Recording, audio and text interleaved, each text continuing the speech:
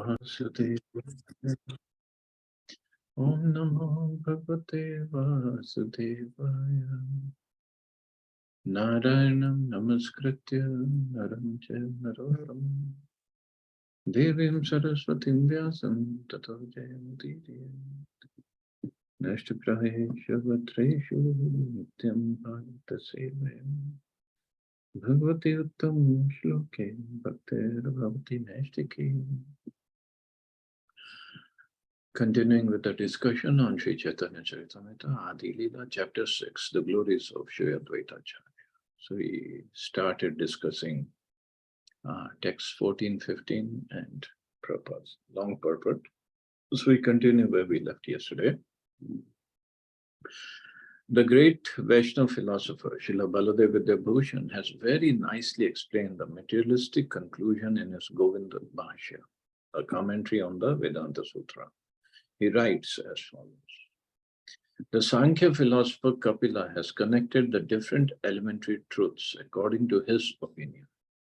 Material nature, according to him, consists of the equilibrium of the three material qualities: goodness, passion, and ignorance.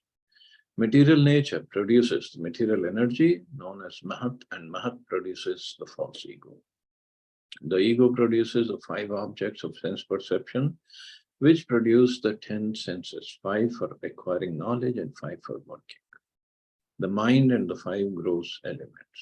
Counting the Purusha or the enjoyer, with these 24 elements, there are 25 different truths.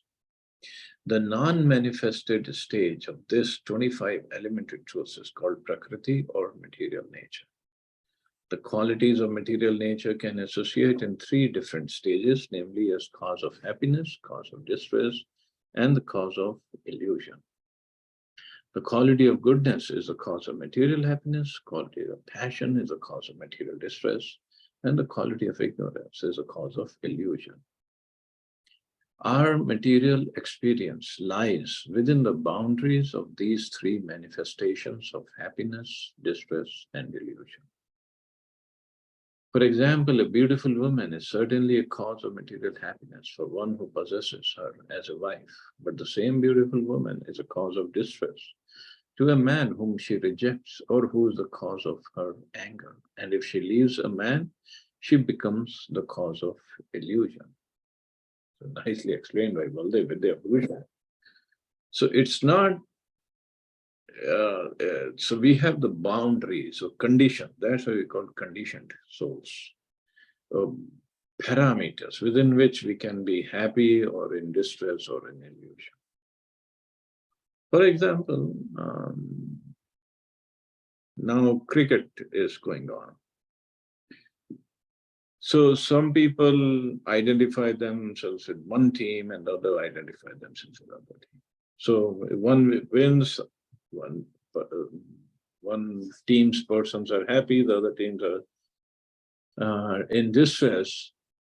But those who are in America, they don't care what kind of cricket, what kind of game is. They don't even know. They don't bother. Similarly, basketball is going on here in India. They don't care. So we have our parameters within which we are happy or in distress or in illusion.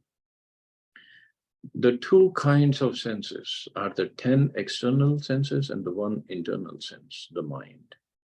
Thus, there are 11 senses. According to Kapila, material nature is eternal and all-powerful. Originally, there is no spirit and matter has no cause. So this is Kapila speaking. Matter itself is the chief cause of everything, not Lord Kapil Dev. This is sage Kapil. Matter itself is the chief cause of everything. It's the all-pervading cause of all causes. The Sankhya philosophy regards the total energy, Mahatattva, the false ego, and the 5 objects of sense perception as the 7 diverse manifestations of material nature, which has 2 features known as the material cause and efficient cause. The Purusha, the enjoyer, is without transformation, whereas material nature is always subject to transformation. But although material nature is inert, it's a cause of enjoyment and salvation for many living creatures. So this is how the Sankhya philosophy, it's very complicated, not easy to understand, but all the material elements together, how they come together and they create, the universe is created. And the illusion is we start identifying with this matter. Another example is every body, material body, is made of earth, water, fire, air, ether. These are the gross elements. So the particular form of material body that we identify with, suppose somebody has a baby, it is made of earth, water, fire, air, ether. But we identify or we get close to that particular formation of earth, water, fire, air, ether, but we will not get close to the other babies. It's also made of earth, water, fire, air, ether, but we will not get close to it.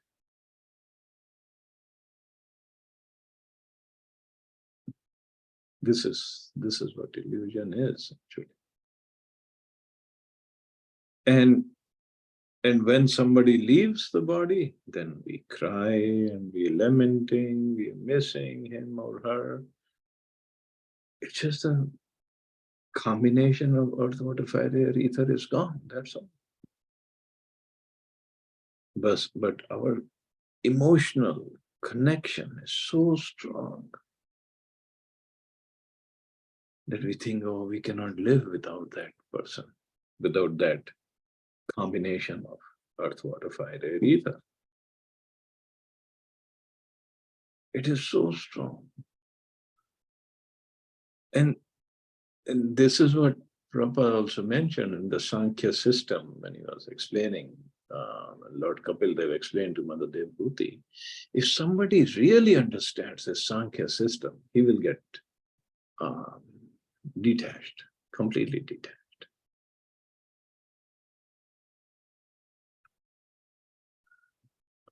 So basically it has become my combination or my attachment to the combination of earth, water, fire, air, ether. That's all. There's no real attachment.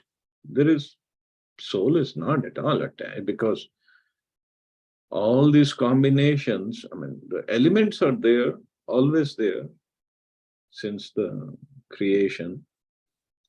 So we get attached to in this lifetime, but previous so many lifetimes we've been attached to so many forms made of earth, water, fire, air, ether. And those, when the person dies, those elements, they merge back into the overall supply of earth, water, fire, air, ether. And when somebody is going to take form again, take birth again, then Krishna's energy gives him a body made of earth, water, fire, air, ether. And then we start identifying with that and getting attached to that. This is what illusion is. This is what craziness is. Complete craziness. And so much so where attachment is, we're ready to kill anybody else. We're ready to do anything to protect our interests. And this hour is this body, which is always temporary, and we are not this body. So hard to get out of this illusion. So Purusha, the enjoyer, is without transformation, whereas material nature is always subject to transformation. But although material nature is inert, it is a cause of enjoyment and salvation for many living creatures. Its activities are beyond the conception of sense perception, but still one may guess at them by superior intelligence. Material nature is one, but because of the interaction of the three qualities, it can produce the total energy and the wonderful cosmic manifestation. So material nature is one. No, earth, water, fire, air, ether, and other things. Now, whether they're in the mode of goodness, passion, ignorance, and again, um, 3 times 3, 9, 9 times 9, 81. This is how Prabhupada explained. And that leads to 8,400,000 species. And the wonderful cosmic manifestation. Such transformations divide material nature into two features, namely the efficient and material causes. The Purusha, the enjoyer, is inactive and without material qualities, although at the same time is a master, existing separately in each and every body as an emblem of knowledge. By understanding the material cause, one can guess that the Purusha, the enjoyer, being without activity, is aloof from all kinds of enjoyment or superintendence. By understanding the material cause, one can guess that the Purusha, the enjoyer, being without activity, is aloof from all kinds of enjoyment or superintendence. Sankhya philosophy, after describing the nature of Prakriti and Purusha, asserts that the creation is only a product of their unification or proximity to one another. With such unification, the living symptoms are visible in material nature, but one can guess that in the person of the enjoyer, the Purusha, there are powers of control and enjoyment. When the Purusha is illusioned for want of sufficient knowledge, he feels himself to be the enjoyer. And when he is in full knowledge, he is liberated. In the Sankhya philosophy, the Purusha is described to be always indifferent to the activities of Prakriti. But indifferent to the activities of Prakriti, but we identify with that, and then we become attached.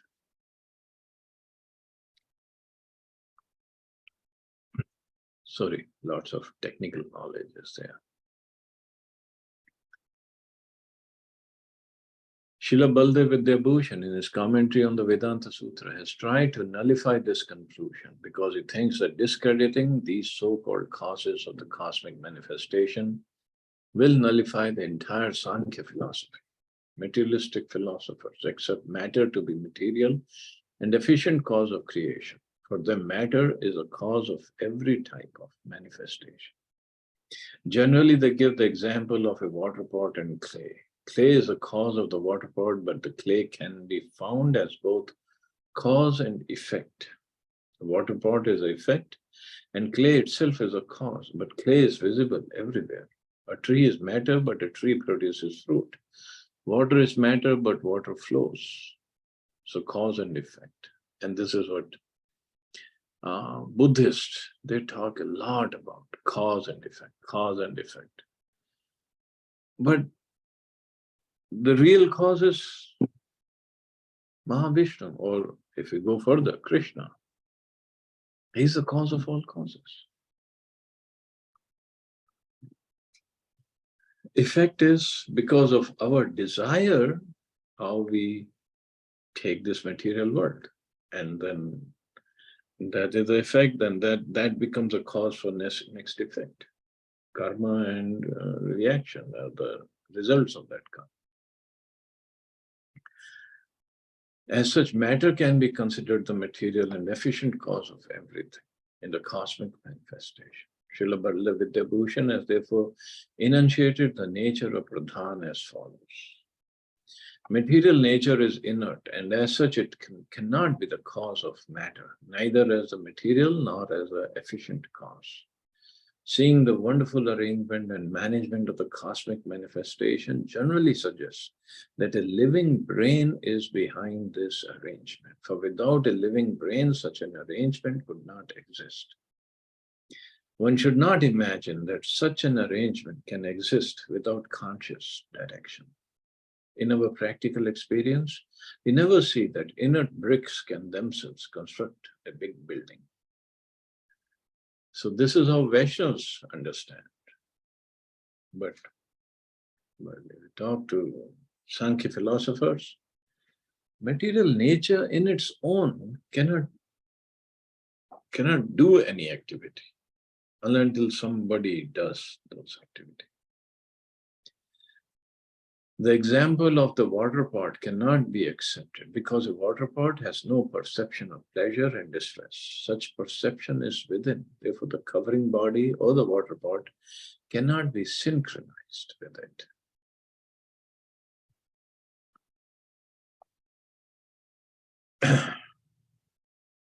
And Prabhupada further says, sometimes a material scientist suggests that tree grows from the earth automatically without assistance from a gardener, because that is a tendency of matter. They also consider the intuition of living creatures from birth to be material. But such material tendencies as bodily intuition cannot be accepted as independent, for they suggest the existence of a spirit soul within the body. Actually, neither the tree nor any body of a living creature has any tendency or intuition. The tendency or intuition exists because the soul is present within the body. And actually, it's not only the soul, because the super soul is also present. That's how the body has some intuition or tendency or any movement. Just like once Prabhupada was walking with his disciples on a beach. And then now on the beach, when we go, we see small insects. And when they seize, either the wave is coming or some person is coming, then they run and hide in their holes, small holes. The scientists will explain, oh, this is their intuition. No. Well, intuition is there, but the intuition is, how do they know which hole to go to? Who is guiding them to that hole? That is because the presence of soul and super soul. Super soul is guiding and soul is moving the body. It's not that the brain is moving. Without the presence of the soul, even if the brain is there, it cannot do anything.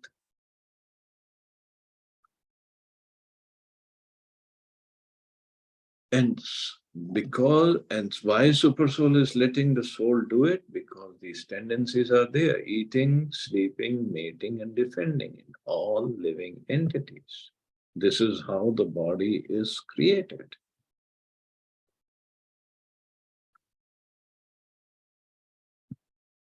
It is very complicated.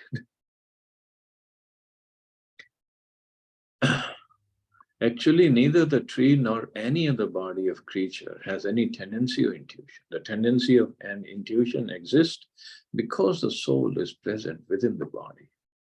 In this connection, the example of a car and driver may be given very profitably. The car has a tendency to turn right and left, but one cannot say that the car itself as matter turns right or left without the direction of a driver. A material car has neither tendencies nor intuitions independent of the intentions of the driver within the car. The same principle applies for the automatic growth of trees in the forest. The growth takes place because of the soul's presence within the tree.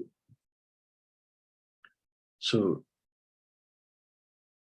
automatic growth of the trees in the forest happens because if a seed, whether somebody plants it or somehow seed is thrown in that area, or maybe some bird has helped put that seed on the ground accidentally or whatever. Well, actually nothing happens accidentally, everything is controlled. But from our point of view, it might be just accidentally. Bird is eating the fruit and the seed fell down on the ground. And the seed goes into the ground. Now, not that every seed is going to fructify. Only whatever seed is going to fructify, that is going to fructify. And then it grows because it finds the conducive environment within the ground and it grows. sapling will come out and then the plant and then becomes a tree. But not every sapling will become a plant. Not every seed will become a sapling. Who decides? Somebody is deciding.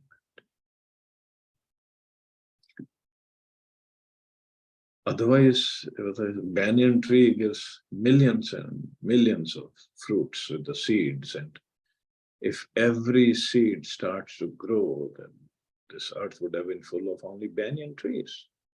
But it doesn't happen. And similarly, other plants.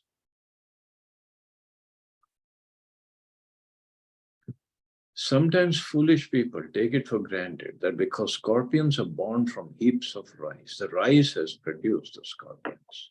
The real fact, however, is that the mother scorpion lays eggs within the rice, and by the proper fermentation of the rice, the eggs give birth to several baby scorpions, which in due course come out. This does not mean that the rice gives birth to the scorpions. Similarly, sometimes bugs are seen to come from dirty beds. This does not mean, however, that the beds give birth to the bugs. It's a living soul that comes forth, taking advantage of the dirty conditions of the bed. There are different kinds of living creatures. Some of them come from embryos, some from eggs, some from the fermentation of perspiration. Different living creatures have different sources of appearance, but one should not conclude that matter produces such living creatures. And there's a nice book, the conversation between Prabhupada and one of his disciples, not Ravindra, Swarup Damodar Maharaj, and this is called Life Comes from Life. Life does not come from matter. The example cited by materialists that trees automatically come from the earth follows the same principle. Taking advantage of a certain condition, a living entity comes from the earth. According to Brihad Aranyaka Upanishad, every living being is forced by divine superintendence to take a certain type of body according to his past deeds. There are many varieties of bodies, and because of a divine arrangement, a living entity takes bodies of different shapes, 8.4 million. And not just Brihad Aranyaka Upanishad, Bhagavatam also says, Karmana devanetrena jantur deharupa upapatte. Karmana, because of karmana, our karmas, devanetrena, by divine superintendence. Jantur dehar upapatte. A jantu, a living entity, gets a material body under the superintendence. Not just happens. When a person thinks I am doing this, the I am does not refer to the body. It refers to something more than the body or within the body. As such, the body as it is has neither tendencies nor intuition. The tendencies and intuition belong to the soul within the body. Material scientists sometimes suggest that the tendencies of male and female bodies cause their union and that this is the cause of the birth of the child. But since the Purusha, according to Sankhya philosophy, is always unaffected, where does the tendency to give birth come from? So it's not just a unification. If we bring male and female bodies close to each other, but if they don't have soul, are they going to produce any babies? No, they're going to be not even going to be attracted to each other. They're just dead matter. So the tendencies come from the soul. So sometimes material scientists give the example that milk turns into yogurt automatically, and that distilled water pouring from the clouds falls down to earth, produces different kinds of trees, and enters different kinds of flowers and fruits with different fragrances and taste. Therefore, they say matter produces varieties of material things on its own. In reply to this argument, the same proposition of Brihad Aranyaka Upanishad that different kinds of living creatures are put into different kinds of bodies by the management of superior power is repeated.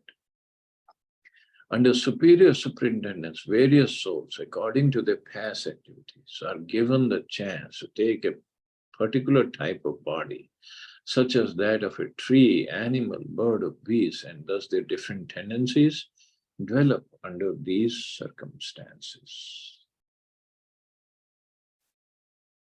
And these tendencies are according to the body, the consciousness they have, and this is how the body they get, and they act like that body. If I get the body of a dog, I'll act like a dog. Soul is not dog, but because his consciousness is not like that, so now he got the body of a dog, he has to act like a dog.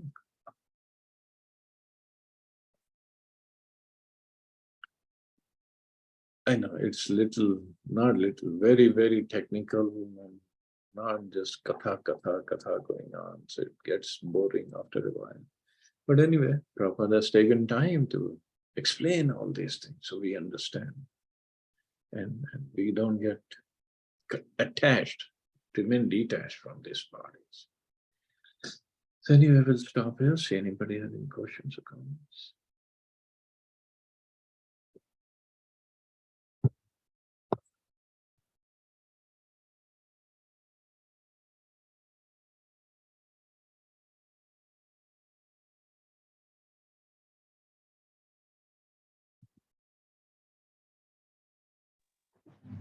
Hare Krishna Prabhu ji. Hare Krishna. प्रभु जी इस चरणामृत के बाद एक और है प्रभु श्रील प्रभुपाद जी की एक book है, दैट इज ऑन मनुस्मृति, जो शायद आपने मुझे शेयर की थी। Prabhupada तो की वुड यू नहीं, लाइक टू? नहीं है? no. तो it's in PDF format and it says like Manusmriti by Srila Prabhupada. उनकी नहीं हो सकती ना? उन्होंने लिखी नहीं है तो उनकी कैसे होगी? एग्जैक्टली। Yeah. तो ठीक है प्रभु जी। His disciples must have written, or his followers must have written, but not him. They must have said that if you're talking about the one I sent you, it must. I think it says dedicated to Srila Prabhupada. It's not by Prabhupada. Okay. Yeah.